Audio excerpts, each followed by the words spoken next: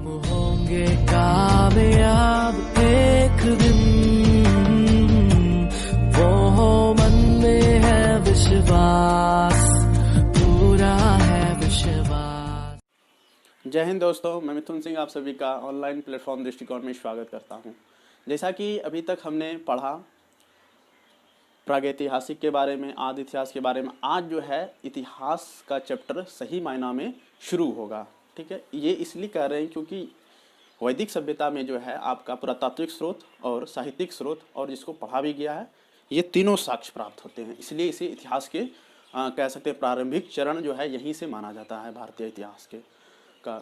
तो हम जैसे रिमाइंड करते हुए चलें कि प्रागैतिहासिक के बारे में हमने बताया था कि वो पुरातात्विक स्रोत के ही आधार पर पूरी तरह से, उसमें साहित्यिक स्रोत मिला ही नहीं है। ठीक है, और आदि इतिहास के बारे में हमने बताया था कि ये पुरातात्विक स्रोत के साथ साथ साहित्यिक स्रोत तो प्राप्त हुए, लेकिन साहित्यिक स्रोत को पढ़ा नहीं जाने के कारण वो जो है आदि इतिहास के श्रेणी में रखा गया, और उसे इंग्लिश में प्रोटो हिस्ट्री भी कहते हैं। ये इसलिए कहते हैं क्योंकि दोनों तरीके के प्रश्न बनते हैं यहाँ से। ठीक है, कि आदि इतिहास को प्रोटो हिस्ट्री भी बोलते हैं। क्यों? क्योंकि सिंधु सभ्यता जो है बहुत ज़्यादा इंपॉर्टेंट चैप्टर हो जाता है, इसलिए यहाँ से प्रश्न बनते हैं। इसलिए इन चीज़ों को दिमाग में हमेशा रखेंगे। ठीक है, अब जो है कि आज से जो प्रारंभ होता है सही मायनों में इतिहास, जिसमें हर तरीके का साक्ष्य उपलब्ध है। और इतिहास के बारे में हमने कहा था कि यदि पुरातात्विक स्रोत के साथ साथ यदि साहित्यिक स्रोत मिल जाए और उसको यदि पढ़ करके दोनों मैच कर जाए तो इतिहास की खूबसूरती अपने चरम सीमा पे हो जाती है। ठीक है, तो वही खूबसूरती के साथ जो है हम आज वैदिक सभ्यता को देखेंगे कि इसका जितने भी पाठ हम पढ़ेंगे या यहाँ से जो हम इतिहास पढ़ेंगे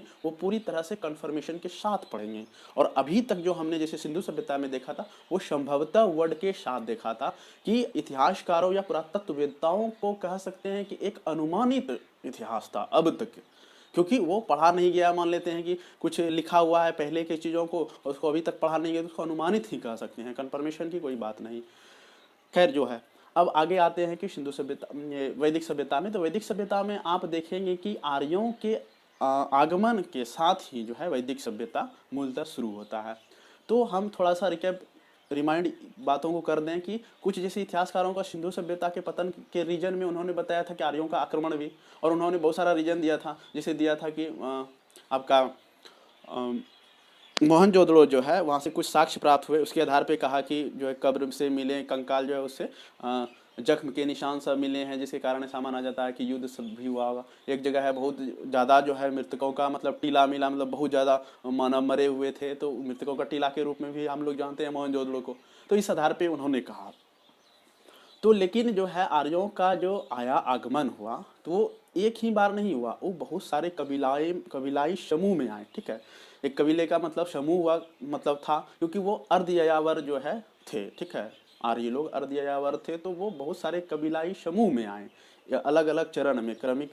क्योंकि वहाँ पे कह सकते हैं मध्य एशिया में जो है ऐसा माना गया कि जलवायु परिवर्तन किसी भी परिस्थिति जन्य जो है वो लोग वहाँ पे चारागाह जो है या मतलब चारा खत्म हो गया, क्योंकि वो लोग पशुपालक थे और चारागाह के खोज में ही इधर उधर भटकते हुए यहाँ तक पहुँचे थे। ठीक है, और उसका बात कर लेते हैं भौगोलिक विस्तार में कि जब यहाँ पे आ गए भारत तो इसका भौगोलिक विस्तार आरंभिक चरण में कैसा था।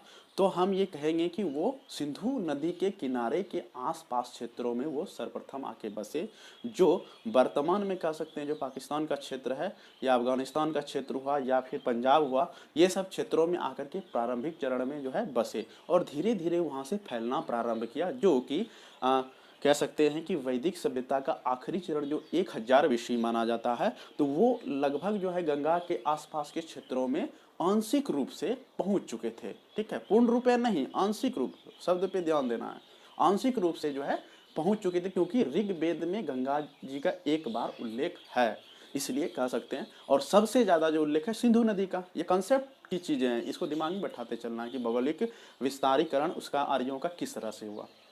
अब आते हैं जैसे कि ये तो बातें हो गई भगवान, और इस आधार पे भी क्योंकि ऋग्वेद में जो है कि सिंधु नदी के जो सहायक नदियां सबका उल्लेख है, जैसे परुसनी हो गया, रावी नदी, अश्कनी हो गया, चिनाव नदी, इस तरीके से जो है बितास्ता है, झेलम है, मतलब जो जो नदियों का जो है सहायक नदी है सब संदर्भ का जो है कहा गया मतलब क्षेत्र। ठीक है, आर्यों के क्षेत्र बसने वाले क्षेत्र को, तो वहाँ पे जो है इन सब नदियों का ऋग्वेद में उल्लेख मिलता है और जो वर्तमान में भी पाया जाता है। समुद्र सबके भी बारे में चर्चा है। ठीक है, अपर का जो है साक्ष्य प्राप्त हुआ है कि वो मतलब अपर के रूप में किसको अरब जो है सागर है। ठीक है, तो मतलब 4 समुद्र का उसमें चर्चा किया है ऋग्वेद में। जिसमें से पूर्व का जो है अथी में दिया गया है आपका बंगाल की खाड़ी। तो इस तरीके से मतलब उसका साक्ष्य मिलता है, और जो है ये वर्तमान में जो है पुरातात्विक स्रोत या कह सकते हैं वर्तमान परिदृश्य में भी उसको सार्थकता प्राप्त होती है। अब आते हैं क्या कि सामाजिक उसका किस तरह था, तो हम ये कह सकते हैं कि पितृ प्रधान जो है था। और ये सबसे बड़ी बात है वैदिक सभ्यता की कि जो उस समय आरंभिक चरण में था बहुत ही सुसज्जित और सुसंगठित समाज था। वो तो बाद में उत्तर वैदिक काल में जो है एक जो है कह सकते हैं कि एक खास वर्ग के लोग अपने निजी स्वार्थ के लिए पूरी तरह से सामाजिक संरचना को बर्बाद कर दिया, जो कि आज के वर्तमान स्थिति में जो पीड़ित है हमारे देश में जो है विदेशी आक्रांता या विदेशी आक्रमण हुए इन खास वर्गों के कारण ही। यही एक खास वर्ग ऐसे थे जो पूरी तरह से भारत के इतिहास को कहते हैं बद से बदतर स्थिति बनाने में इन्हीं मतलब खास वर्गों के हाथ है। ठीक है, जो उत्तर वैदिक काल से देखेंगे कि उन्होंने सामाजिक संरचना को किस तरह बिगाड़ने का काम किया। जो वैदिक सभ्यता में आप देखेंगे कि यहाँ पे जो है किसी भी प्रकार का कोई भिन्नता नहीं था, यहाँ पे कोई जाति को जो है कह सकते हैं सॉलिडिटी नहीं था, कोई भी कास्ट रहे इसमें भी श्रेणी वर्ग में बटे हुए थे। ठीक है, इसमें भी जो है पुरोहित वर्ग थे, इसमें भी जो है राजन्य थे, उसके बाद कह सकते हैं विष थे। राजन्य का काम था क्या कि मतलब वो कह सकते हैं सेनानी जिसको बोलते हैं, तो वो जो है रक्षक का काम करते थे कबीलाई में, और जो है पुरोहित का क्या काम था पढ़ाना लिखाना सब, और जो अन्य बच गए तो वो विष। तो इस तरीके तो इसमें भी जो है कि कैटेगरी वाइज जो है डिवीजन जो था, लेकिन वो कार्य के आधार पे था, जो बाद में देखेंगे उत्तर वैदिक काल में उसी चीज को जन्म के आधार पे कर देता है। यहाँ पे वैदिक काल में क्या था कि कोई भी आदमी किसी कार्य के आधार पे जो है उसकी जाति का निर्धारण किया जाता। तो ये एक खूबसूरती थी, क्योंकि आप देखेंगे परशुराम ब्राह्मण होते हुए भी जो क्षत्रियों का काम किया तो उसको क्षत्रिय की श्रेणी दिया गया। आप वाल्मीकि को देखेंगे कि शूद्र होते हुए भी जो उन्होंने पढ़ाने का काम किया तो वो जो है ब्राह्मण की श्रेणी में गए। तो इस आधार पे वैदिक सभ्यता का एक अपना सामाजिक खूबसूरती जो है अपने कह सकते हैं कि सामाजिक संरचना का जो है एक सुसंगठित जो है और सुसज्जित रूप को प्रदर्शित करता है। ठीक है, ये बातें हो गई कि मतलब वैदिक सभ्यता का एक जो है वैदिक काल का जो है ऋग्वेदिक काल जिसको बोलते हैं कि मतलब दोनों एक ही बात हुई। तो मतलब इसका ये खूबसूरती था समाज का। ठीक है, और धर्म की बात करें तो इसमें इंद्र भगवान का जो है इंद्र का सबसे ज़्यादा जो है बार उल्लेख किया गया है, क्योंकि इसको जो है पुरंदर का श्रेणी किया मतलब किले ध्वस्त करने वाला, क्योंकि वो लोग जो है कहा जाता है ऐसा माना जाता है इतिहासकारों के जरिए वो लोग युद्ध प्रेमी थे। ठीक है, क्योंकि वो आपस में ही कबीलाएं में जो है आपसी युद्ध करते थे, और मुख्यतः किसके लिए तो गाय के लिए। ठीक है, तो गाय को जो है नहीं मारे जाने वाले पशु के श्रेणी में रखा जाता, और ज़्यादातर युद्ध जो है उसी के लिए लड़ा गया, ऐसा साक्ष्य मिला। फिर जो है परुषणी नदी जो है मतलब रावी नदी जिसको वर्तमान में बोलते हैं, उसके किनारे जो है दशराग युद्ध का मतलब कि लड़ने का उल्लेख मिलता है। फिर अग्नि को जो है मध्यस्थता का देवता माना जाता है कि वो जो है मनुष्य और देवताओं के बीच में जो है मध्यस्थता का जो है काम करते थे। तो ऐसे सब बातों का उल्लेख है। ठीक है, तो उसी को जो है फैक्ट के आधार पर हम देखें तो जो प्रश्न बनते हैं हमारे हर कॉम्पिटिटिव एग्जाम में जो है यहीं से प्रश्न रहेंगे। ठीक है, आप जो इसमें देखे कोशिश करेंगे 1 से 2 क्लास में जो है इसको खत्म करने का। आप वैदिक सभ्यता से जो है आप देख रहे हैं यहाँ पे, तो हम शुरू में ही लिखे हैं क्या कि वैदिक सभ्यता कैसी सभ्यता थी, ये ग्रामीण सभ्यता था। ठीक है, उसका जो है अपोजिट, इसका अपोजिट सिंधु सभ्यता का वो जो है नगरीकृत सभ्यता थी, और ये ग्रामीण सभ्यता थी। ठीक है, और जो इसका भाषा क्या था, संस्कृत भाषा था। ठीक है, ऋग्वेद जितने वेद लिखे हुए हैं सारा जो किसमें है, संस्कृत में। और वेद का अर्थ क्या होता है, वेद का अर्थ होता है ज्ञान। और वेद किसने लिखा था, महर्षि वेद व्यास जैसे देवपायन वेद व्यास। ठीक है, वेद व्यास जी लिखे हैं। उसके बाद देखिए आर्य सर्वप्रथम पंजाब और अफगानिस्तान के क्षेत्र में इन चीज़ों का चर्चा हमने किया। प्रशासनिक इकाई की हम बात करें तो देखिए ये जो है आरोही क्रम में यानी बढ़ते हुए क्रम में। ठीक है, देखिए कुल, उसके बाद ग्राम होता है, उसके बाद विश्व होता है, उसके बाद जन, सबसे बड़ा क्या था, राष्ट्र था। ठीक, ग्राम के मुखिया को क्या कहा जाता था, ग्रामीणी। विश्व के प्रधान को क्या कहा जाता था, विश्वपति। जन के शासक को राजन। दुर्गपति क्या कहलाता था, पूरब। ये सब वर्ड है जिसको याद रखना है, क्योंकि एग्जाम में यहाँ से डायरेक्ट प्रश्न पूछे जाते हैं। जनता की गतिविधियों को देखने वाले गुप्तचर को क्या कहा जाता था, तो स्पष्ट कहा जाता था। ठीक है, स्पष्ट कहा जाता था। यहाँ से भी बहुत बार प्रश्न पूछे गए। गोचर भूमि का अधिकारी क्या कहलाते थे, वाजपति कहलाते थे। और अपराधियों को पकड़ने वाला कार्य जो है वो किसका था, उग्र के नाम से वो जाने जाते थे। ठीक, राजा को जो है सलाह देने वाली संस्था जो थी उसको क्या कहते थे, सभा और समिति। सभा किसके लिए होता था, तो श्रेष्ठ लोगों के लिए, और समिति किसके लिए होता था, सामान्य लोगों के लिए। जैसे कि सिंधु घाटी सभ्यता में जो है सबसे ऊंचे जो किले पे या कह सकते हैं क्या चोटी पे जो बसने वाले लोग थे उसको क्या कहते, संभ्रांत या कुलीन। तो वही चीज़ सभा में श्रेष्ठ लोग उपस्थित होते थे। और जो है नीचे के भवन जो प्राप्त हुए हैं, ठीक है, और दुर्ग से भी नहीं घिरा हुआ था, लेकिन दुर्ग से घिरा हुआ क्षेत्र कौन मिला था, कालीबंगा निकटो, ठीक है। तो उस तरीके का सामान्य लोगों के लिए ये क्या था, समिति। को रिलेट कीजिए तो दिमाग में बहुत दिन तक जो है ना रहेगा। इसलिए हम इन चीज़ों पे फोकस करते हैं कि आप किसी चीज़ से यदि लिंक्ड करते हैं तो आपको जो है कि जैसे ही आप याद, मतलब एग्जाम में रहेगा प्रश्न, तो आपको जो है बहुत सारी बातें दिमाग में आने लगेगी, और हो सकता है क्या कि ऑप्शन भी छंटने में मदद मिले। इसलिए कोरिलेशन जो है प्रयास कीजिए कोरिलेट करने का। युद्ध के लिए जो है गविष्ट शब्द का इस्तेमाल किया गया, हमने इसका चर्चा कर दिया है, ठीक है। गायों की खोज के वर्ड सेंस में ही जो है गविष्टा। 7वें मंडल में इसका चर्चा है। दशरागी युद्ध का जो प्रश्न रावी नदी किनारे जो है लड़ा गया, किसके किसके बीच में, सुदास और 10 जन के बीच में, जिसमें से सुदास जो है विजयी हुए थे। उपनिषद की संख्या कितना है, 108 है, और बाकी वेद और जो है वेदांग पुराण सब का जो है हमने संख्या बता चुका है पहले क्लास में। समाज जो है कैसे थे, ये पितृ प्रधान था, ठीक है। बाल विवाह एवं पर्दा प्रथा का प्रचलन नहीं था, इसलिए हमने कहा कि इसका समाज जो है बहुत ही सुंदर था, जो कि आज कह सकते हैं जितना डेवलपमेंट या सामाजिक कुरीतियाँ अभी के समय है, लेकिन उस समय वैदिक सभ्यता में उस तरीके का नहीं था, ठीक है। इतना मतलब अच्छे तरीके का बनाया गया था। स्त्रियाँ जो है शिक्षा ग्रहण करती थी, जिसमें से कुछ मुख्य जो है विदुषी, सबका नाम है लोप मुद्रा है, घोषा है, सिकता है, ये सब जो है विदुषियाँ थी।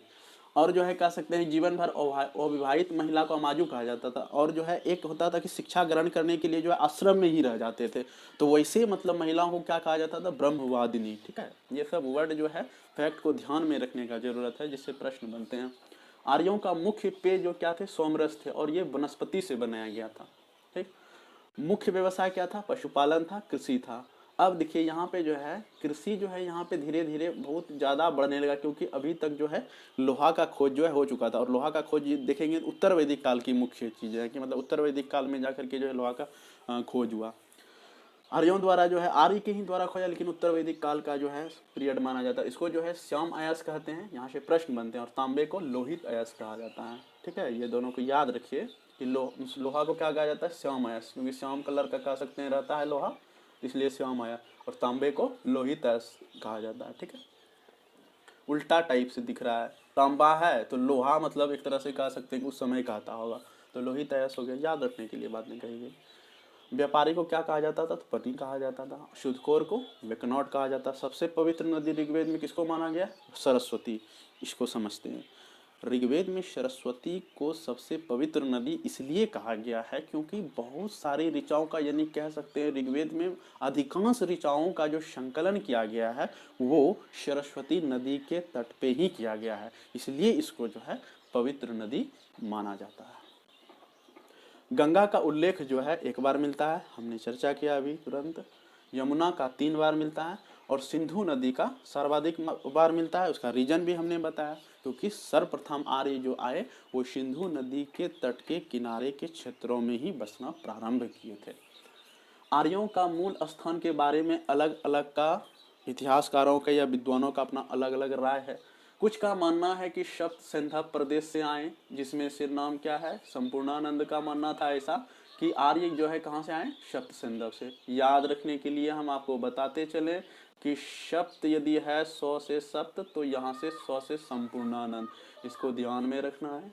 सप्त मतलब संपूर्णानंद। तिब्बत से आए ऐसा किसका विचार था, दयानंद सरस्वती जी का, ठीक है, दयानंद सरस्वती जी का। ये सबसे पहले स्वराज्य शब्द का भी प्रयोग किए थे, ध्यान में रखना है। तिब्बत से किसका विचार था, दयानंद सरस्वती का। मध्य एशिया से मैक्स मुलर और रीड का ऐसा था मानना, और यही जो है वैलिड हुआ और वैलिड है। मूलतः जो इसका स्थान था आर्यों का वो मध्य एशिया ही था। तो इसमें भी याद रखने का एक क्लू है कि मध्य एशिया मतलब मैक्स मुलर, मो मिल गया, ठीक है दोनों, तो मध्य एशिया मैक्स मुलर। उत्तरी ध्रुव जो है बाल गंगाधर तिलक, ठीक है, उत्तरी ध्रुव से जो है आर्य, ऐसा किसका मानना था? बाल गंगाधर तिलक का। ठीक है। और ब्रह्म ऋषि से जो है देश से आए ये गोलकनाथ झा से। ठीक है। गोलकनाथ झा का ऐसा मानना था कि ये ब्रह्म ऋषि देश से जो है आर्य आए। अब देखिए यहाँ पे एक जो है छोटा सा फिगर है, इसको आप समझ ही गए होंगे। ऊपर में देवता रहता है, नीचे में मनुष्य रहता है। आज जो है जैसे मान लेते हैं कि यज्ञ आदि सब करता है जिसमें आग निकलता है। ठीक। तो इसी में हवन कुंड से जैसे मान लेते हैं सोना चांदी कुछ भी देगा इसमें दान में, तो वो जो है मनुष्य के पास नहीं रहेगा, ये सब चले जाएगा कहाँ? देवता के पास। इसलिए मनुष्य और देवता के बीच का जो है मध्यस्थता कौन करता है? आग। ठीक है। ठीक। यही सब जो है पुरोहित वर्ग का अपना बनाया जो है नया लॉजिक उस समय दिया गया उत्तर वैदिक काल में। ठीक है। बहुत सारी चीज़ें दिया गया जो कि आज तक हम लोग उसका भुक्तभोगी हैं। ठीक। तो आज जो है कि वैदिक सभ्यता का प्रथम जो है पाठ हमने देखा। इसके आगे जो है हम वैदिक सभ्यता का जो और चीज़ें जो बची हुई है उसको हम नेक्स्ट क्लास में देखेंगे। तब तक आप लोग जो है मुस्कुराते रहिए, स्वस्थ रहिए। धन्यवाद।